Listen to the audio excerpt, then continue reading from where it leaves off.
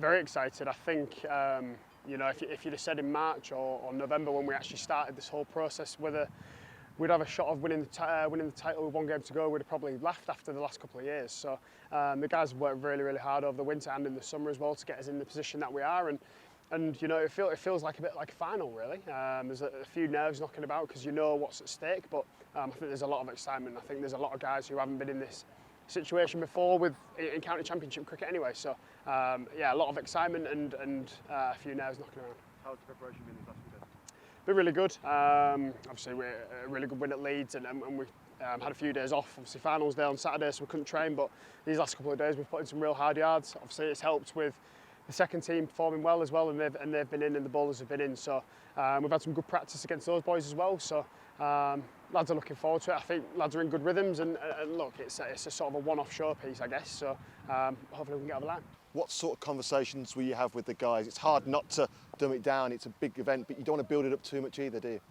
Yeah, 100%. It's a strange one, really.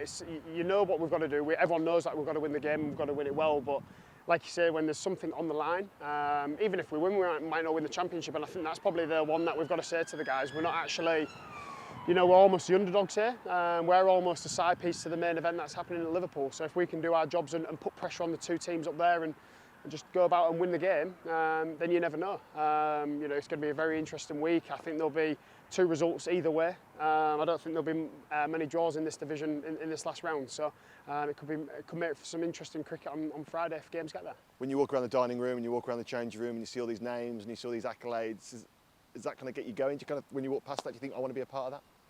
100%. I think it probably started a couple of years ago. You know, when we won Div 2 and you see the sort of history around the place. But then the next year, when it was the 25th anniversary of the 1994 team, and you sort of go into events here, there, and everywhere, and you sort of think, oh well, this is a little bit of history, and I think this is sort of a turn for this group of players to now create something of our own. You know, I'm not saying that we'll go on and be as successful as that team, but you know, it's nice to have something to strive towards, and seeing how those guys have done it. You know, Pop has been very influential in that. Obviously, Brezzy has had a very successful stint at Yorkshire as well. So we've got guys who have been in this situation and guys who know how to get over the line. So it's about tapping into their experiences and hopefully using what we've got and using what we've done to do that. And how important is it doing it in front of a home crowd as well?